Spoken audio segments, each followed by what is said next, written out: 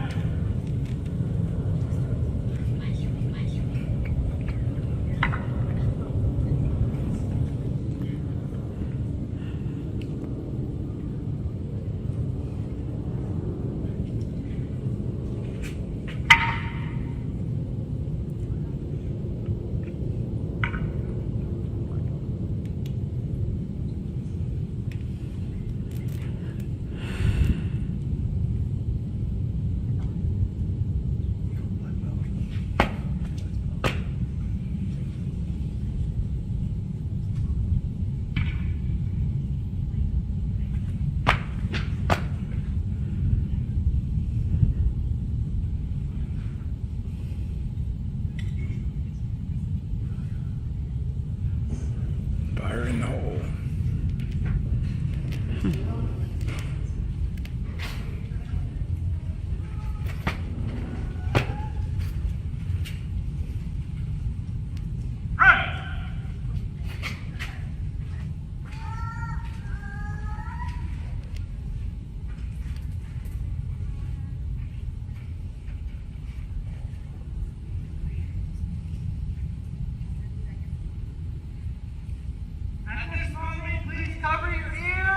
Everyone, cover your ears! Sarah, put your phone down.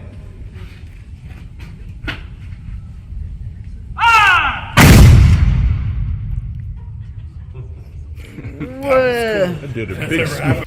Now, I was a little indecisive about pairing these stories with these amazing views because they're not the happiest, while on the other hand, these views bring about a calming effect on the soul.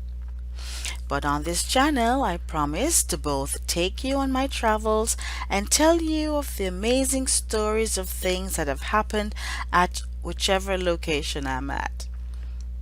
On this occasion, the stories are not, as I said, the happiest. They're going to tug at your heartstrings. The facts are 100% true, but as I researched these stories, if you have been following me, you know that my imagination runs wild and I see these words in pictures. So I will tell you as I saw it. I'm an author after all. Now put on your comfy shoes and hop on in snow so we can drive and walk around Fort Pickens, Florida, while I tell you of some of the things that have happened there. Oh, I forgot, you don't know who Snow is, right? Well, allow me to introduce you to the lady who has made all this possible. She's a major contributor to these videos. Say hello to Snow. Snow is a 2003 E450 7.3 liter Power Stroke turbo diesel.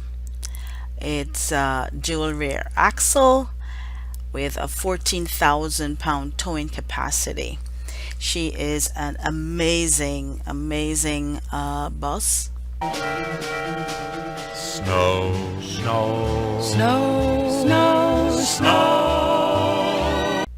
As we enter, there's a driver's seat, of course, and we have our seating area. I did not go with the dinner setup, but we do carry tables where we eat if we want to eat in the box. Usually we're eating out, but for breakfast, we just put the dinner trays, dinner table in front and eat breakfast there. Over here is the bathroom. Now, most of the campgrounds usually have very nice bathrooms, but I just like to be around my own germs. I am a germaphobe, so I just had to make sure that we had our own bathroom. Those two windows up there give great light. That's why we left them out. Now, we had just come back from Pensacola, and this has not been thoroughly cleaned. Like I said, I'm a germaphobe, but I wanted to take this video because I was actually working on it the moment I came back. We went with the flush toilet. Now, a lot of people swear by the composting toilet, but oh, no, I don't want to deal with that. So, we have back here, it's our kitchen setup. Actually went with a bathroom cabinet because it had enough storage for what we needed. Here is a vent to vent out, when we're having a shower, and a light that comes on automatically, especially at nights. Kind of too bright at nights. And then we vent out through that window using that tubing. Like I said, we just came back, so some of the stuff is still there. So we have a microwave, we have our sink, and we have our little fridge that just holds enough juices and fruits and stuff that we need. Now, those dinner trays messed up my cabinet. As you notice, there's scuff marks on there. I'm gonna have to repaint that because I like everything just nice and neat. We have our inverter over there that keeps the refrigerator on and cool while we're traveling. And our big bed, I don't want anyone touching me when I sleep, so we made sure we have a very big bed, and our AC. And I kept all those railings and hand holes because I just like it. It's so cute. And in the back there is our storage just for our clothes. There's three each, for us to keep just enough clothes for when we go out. If you notice, there's carpet on the ground because, of course, I like carpet. A lot of people don't, but I do. So that's it. We have our vent up there, and I notice it's not painted, but because we were going to Pensacola, we realized that we may have some mosquitoes. We just quickly put a vent, no, it's a mesh up there just to keep the mosquitoes out, the bugs out.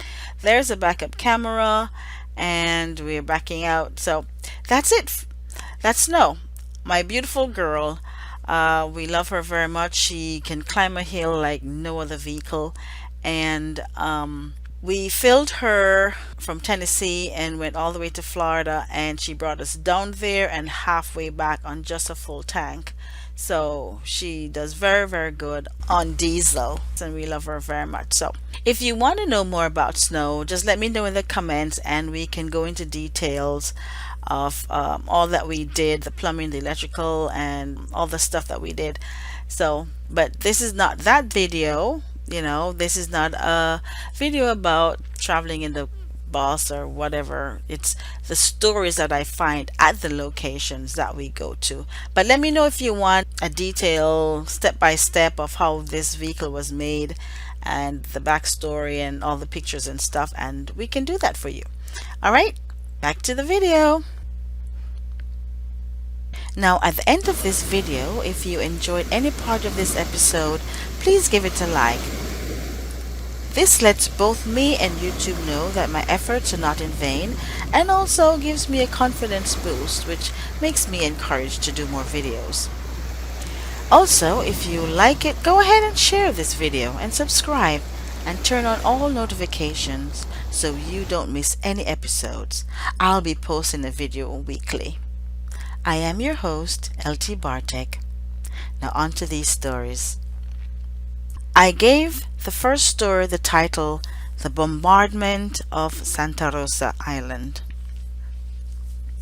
Captain Loomis Lyman Longdon looked over across the beautiful waters from his post at Fort Pickens. He watched as the water glistened and rushed ashore. The seagulls hunt for food and all looked well, but it wasn't.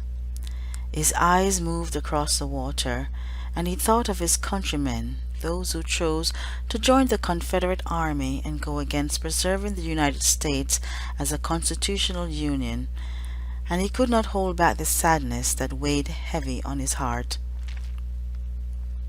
Let us stop here for a second so you understand the story. I want to first define what the Union and the Confederates were. Defined by Google, Confederates, or referred to as the South, founded in an act of treason against the government its leaders had sworn to protect and serve. The Confederate States of America and its white supremacist government waged a 4-year war against the United States of America and the principles Americans value most highly. The Union, or referred to as the North, is named after its declared goal of preserving the United States as a constitutional union. Union is used in the U.S. Constitution to refer to the founding formation of the people and the states of the Union.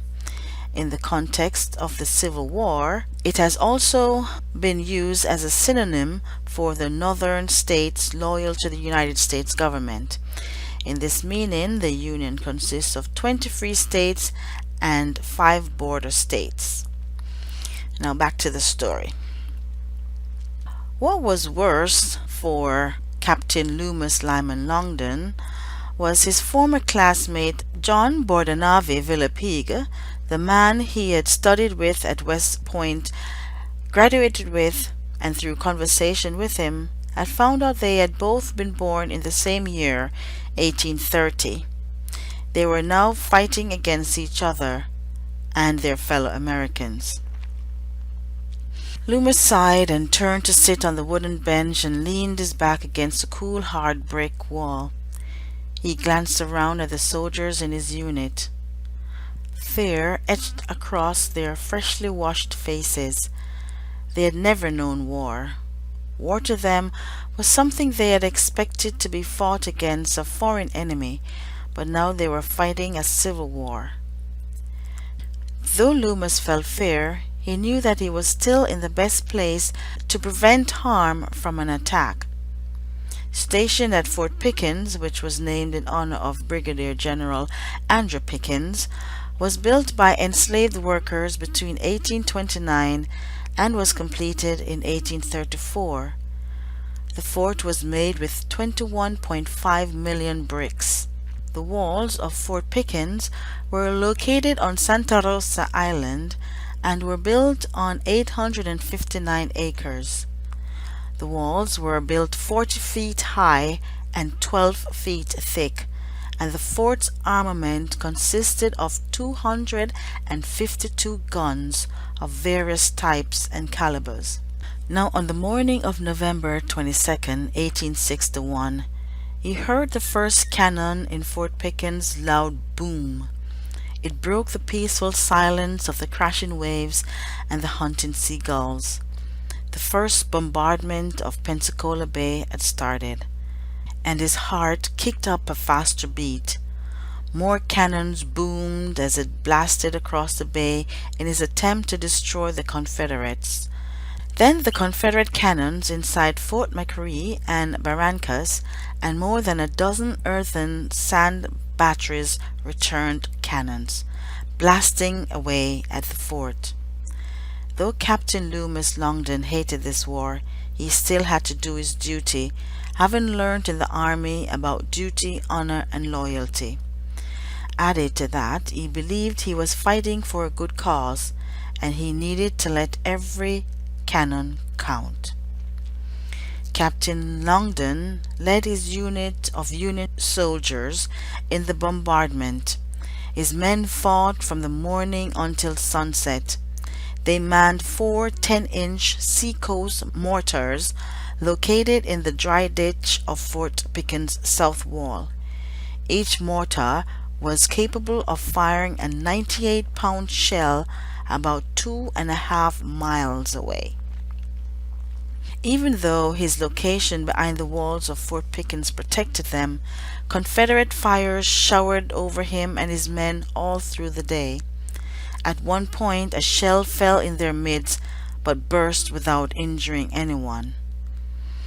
The bombardment only stopped when a thunderstorm started pelting them with heavy raindrops and lit up the sky with long strings of light. Loomis stopped to look at the zigzagging lines flashing in the heavens. He turned his face up to the sky, feeling the cool rain wash over his face and pool into his eyes. He was tired and sad, but he stayed for a few minutes as the rest of his men ran for cover out of the rain. Looking up, he saw another flash of lightning and whispered to himself, "I see you are angered by this, but I have no choice." The next morning, at daybreak, the bombardment erupted again with equal ferocity. Throughout the days that followed, Loomis and his army made it a point to take out the Confederate flags at both Fort Barrancas and Mccleary. To them, this small victory was a boost to who they are and what they stood for. At one point, for 48 hours, about 110 Union and Confederate Seacoast artillery pieces shook the earth. It was said the bombardment could be heard over 125 miles away. His classmate, Colonel Villepigue, who was directing the Confederate soldiers who had come from Georgia and Mississippi, came upon attack from the Union Army from Fort Pickens, the USS Niagara, and USS Richmond. The attack came from both directions and disabled about half of 4th Mccleary cannons and set the fort on fire. Villepigue sustained an arm injury, but his actions inspired hope, because amidst it all, he was said to have been cool and self-possessed, standing his ground and commanding his army. Running low on supplies and with dwindling morale, the Confederates began to doubt their chances of success in the Battle of Pensacola. Eventually, the Battle of Mobile drew the last of the Northern forces westward to Alabama to defend against Admiral Farragut's invasion forces. Then on May 10, 1862, the last Confederates at Pensacola surrendered to Fort Pickens. Despite repeated Confederate threats, Fort Pickens was one of the only Southern forts to remain in Union hands throughout the war. The war left 44 casualties of war: homes in Wolseley, Warrenton, the Navy Yard, and the abandoned hospital burned to the ground. Then on November 24, 1861, everything stopped and all was quiet. The Civil War lasted from April 12, 1861 to April 9, 1865. Longdon and Villepigue survived the Battle of Santa Rosa, but later, in 1862, on another battlefield, Villepigue died of fever. Though the fight for civil rights continues today, Fort Pickens will long be remembered as a Union fort, the then impenetrable fort, that stood against the Confederate Army. It remained in use until 1947.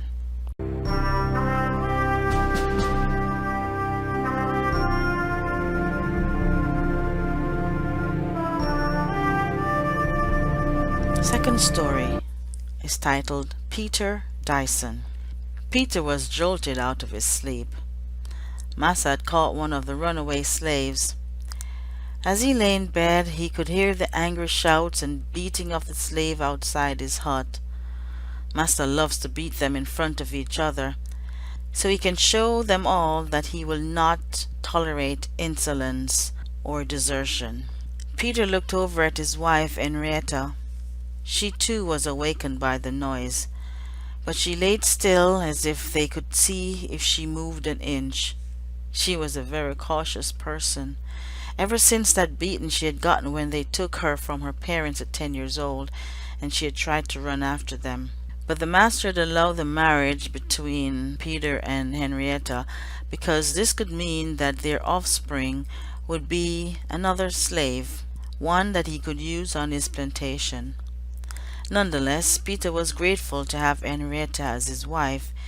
It meant someone to come home to and share his pain with. But Peter hated every moment of his enslavement, and he knew one day he would do his best to be free. Now, as he looked at his wife, he knew he had to make a foolproof plan, one that they would survive and take them to freedom. He continued to watch his wife as the sweat formed and glistened on her dark skin in the light of the full moon, making small mounds which then run down her back and absorb in the shabby nightgown she wore at night as they lay in their tiny single bed. It was hot in the hut. All the slaves were given 10 by 10 huts to live in. Henrietta made it comfortably enough, though, with the bed tucked over by the far wall under the window to catch any breeze. She had placed an old wooden table in the middle of the room with 2 pine chairs on either side of it. But life was very hard on the plantation for slaves. Peter was unsure how he had gotten there, but he was in Pensacola Bay, Florida, with his master. Peter was brought here to Florida to be rented out to perform masonry work for the military. The slaves were rented to the Navy to build the naval yard and construct and fix ships. The Army also rented some of the other slaves to build Fort Pickens, Fort Mccleary, Fort Barrancas, Barrancas Barracks, and part of Advanced Redoubt. Peter's job was to walk around and replace missing bricks from the fort, and sometimes he would be called upon to build complete walls. His master would be paid $3.50 for each slave's labor per day, but Peter would not see a dime of that money. He really hated his life, working hard in the sun from dawn till dusk, and not being able to make life any better for him and his wife. Plus, there were some slaves in New York that were already free, so he knew he had to do something about the status of his life. He longed for his freedom, but knew he had to bide his time. He heard tell that the American president, Abraham Lincoln, would free all the slaves, and that gave him hope. But it was not going to be immediate, so he had to do something. Once again, Peter was sent to work in the Navy Yard, still dreaming of his freedom, when he heard that the Union Army at Fort Pickens was welcoming enslaved refugees to fight in the army. Now, Peter knew what he must do, so he made plans to join them. Then the war started, and Peter decided to run away with his wife Henrietta in the summer of that year. Henrietta was scared, but she trusted her husband and would go wherever he went, because life was getting worse for her on the plantation. Some of the slave owners were planning to send their slaves to the Confederate Army, who were planning to use them on the front line. They were sending the slaves in first to seek out enemy fire so they could get a better idea of how to plan their attack. Though the slaves were given arms, they knew they weren't nearly enough to save their lives, and they were not trained in combat. They knew if they went, they were not coming back.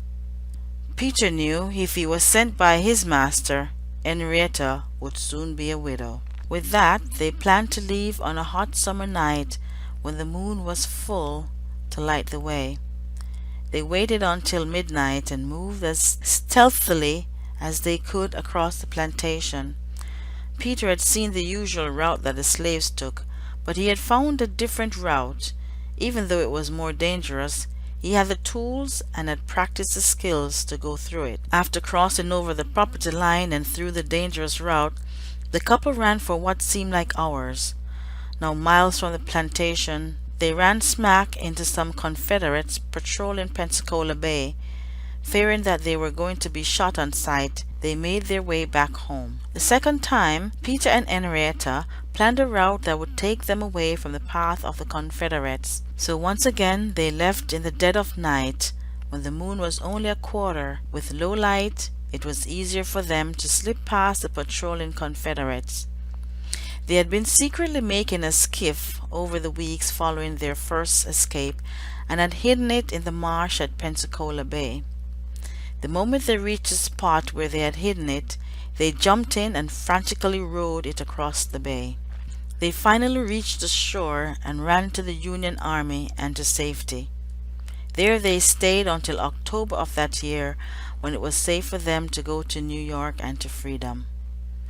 As the years passed, Peter thought back at his handiwork back at the fort that he had built, and as the Civil War continued and ended, he gave thanks to his God, Henrietta, and President Abraham Lincoln that had enacted the Emancipation Proclamation in 1863 and the 13th Amendment in 1865, which abolished slavery and involuntary servitude, making him and 4 million African Americans free men and women. Peter was born a slave around 1820 to 1830, but in 1888 he was laid to rest as a free man. The third story is titled Brian Mccleary. It was a beautiful spring morning in March of 1962. The gang, consisting of Brian Mccleary, 16 years old, Eric Rule, 16, Bradford Rice, 14, Warren Felly, 16, and Larry Bill, 17 years old, set off for the beach. They had decided to take Eric's 7-foot Air Force raft to skin dive. Skin dive means diving without the use of a respirator. They were going to explore the semi-submerged shipwreck of the USS Massachusetts.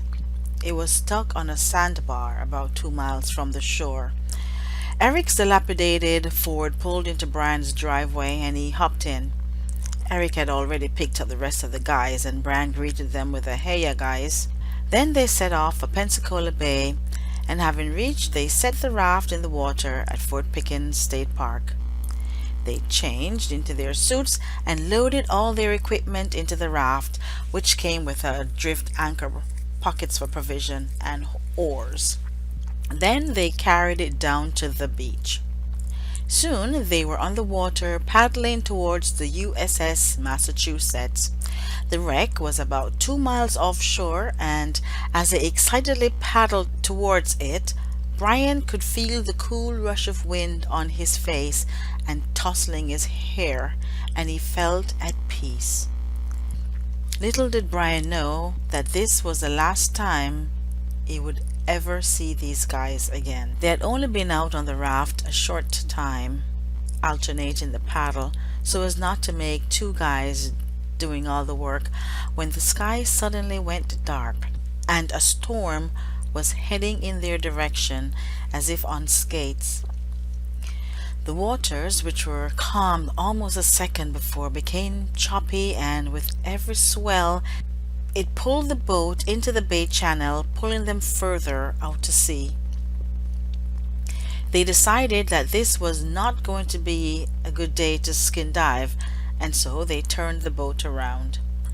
Brian jumped in the water, and Eric and Warren, seeing what was happening, jumped in after him, trying to push the boat to shore from behind. But that wasn't working, and they had to jump back in. Then they looked over and saw a Chris craft entering the channel.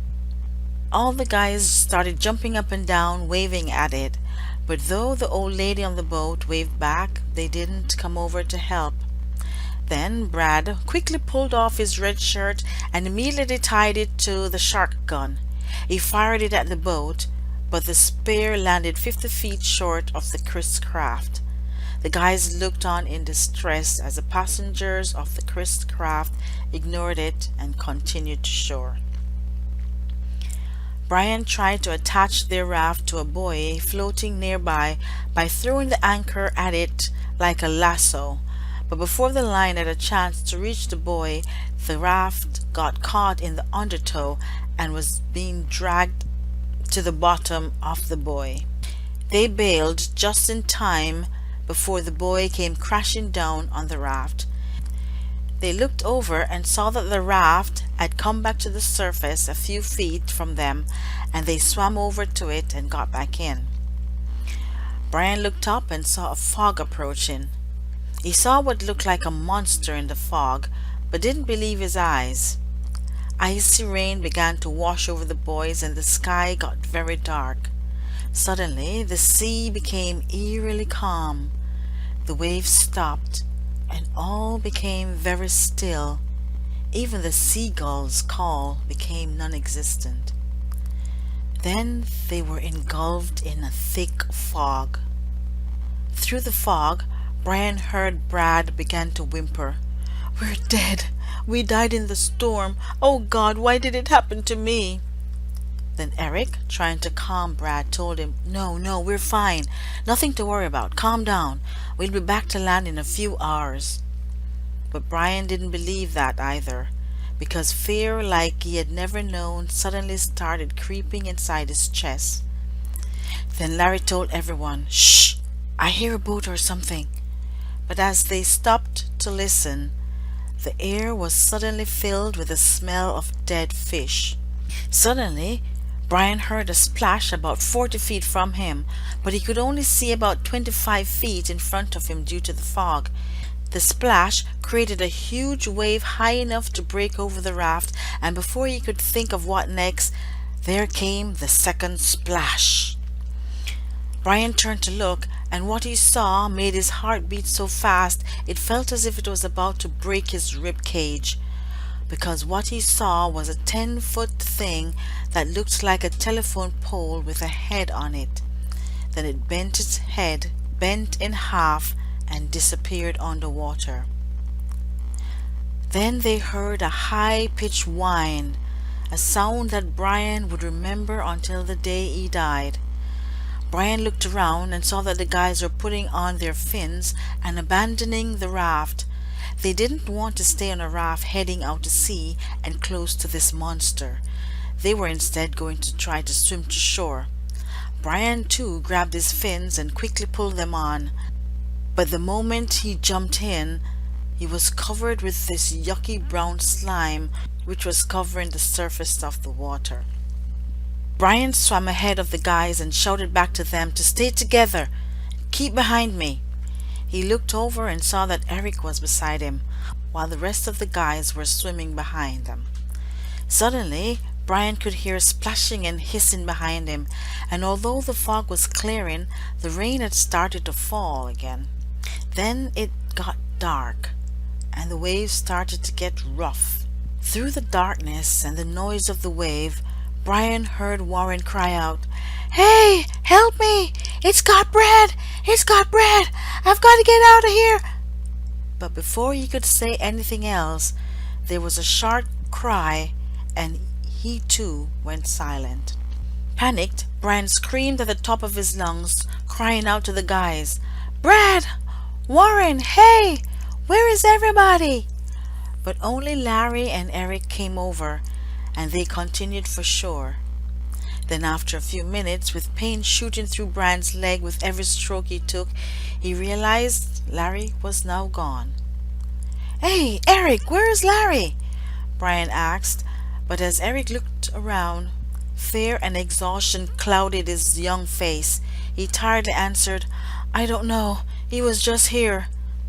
They looked around for him and even dove underwater, but he was not there. Both tired and with Eric going under due to a cramp in his leg, Brian pulled his arm around his shoulder and they continued once again for the shore. Suddenly, a giant wave pulled Brian under, dislodging Eric's arm from around his neck, and when he came up, he saw Eric afloat and swimming towards the shipwreck. Then the monster appeared next to Eric. Its beady black eyes looked down at Eric, then bent its head and focused. Curving its neck, it opened its mouth, dove on top of Eric, and pulled him underwater. Brian, now fully panicked, started to swim hard. Now 2 miles from shore, he wondered if he was going to make it. But soon he felt sand beneath his feet. So exhausted he could hardly stay standing. He tried to find shelter because the night was cold, and he needed warmth. Finally, he found a little cabin and made his way in and immediately fell asleep. He slept for 2 hours, but to him it was more like 2 years. As the sun came up on that Sunday morning, he awoke to the sound of voices outside and moved towards it. He saw that it was just kids walking around, but after talking with them for a few seconds, darkness came. He was picked up near Fort Mccleary, and about 7:45 a.m. on that Sunday morning of March 4th, 1962, he was taken by helicopter to the Pensacola Naval Base Hospital. Only one of the other boys was ever found. Brian thought he had drifted and swam about 2 miles, but in fact, the Navy estimated he had swum 5 miles, and doctors said he had been in the water for 12 hours. The bodies of Eric Rule, Warren Sully, and Larry Stewart Bill were never recovered. Only the body of Brad Rice was ever found. Brian believed it was a sea monster that took his friends that day, even until the day he died in 2017. You can read an account of that day. The link is in the description below. The title is called My Escape from a Sea Monster.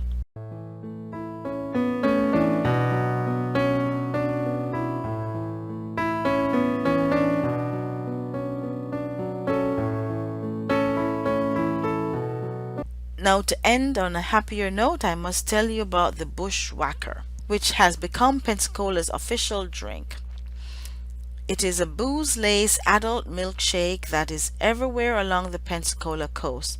I personally have not had it, but it sure looks as if it was being enjoyed by everyone who have had it.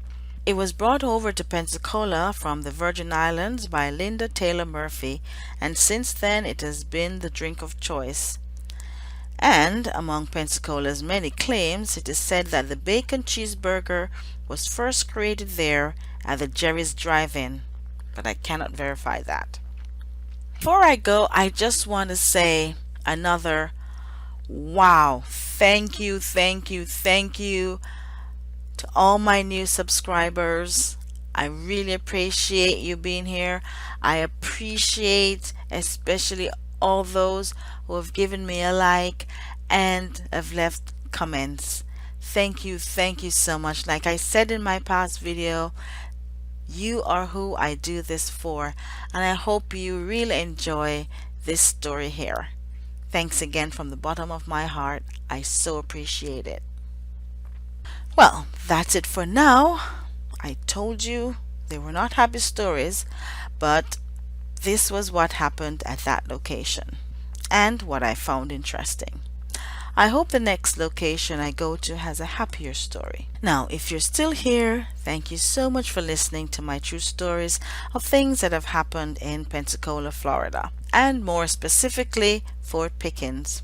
If you liked any part of this story, please spare a second to tap the like button, and if a drive around the US and other locations, listening to my stories is of interest to you, consider subscribing so you don't miss any of my uploads. Well, that's it for now. Stay tuned and do take care. All the best. Love ya.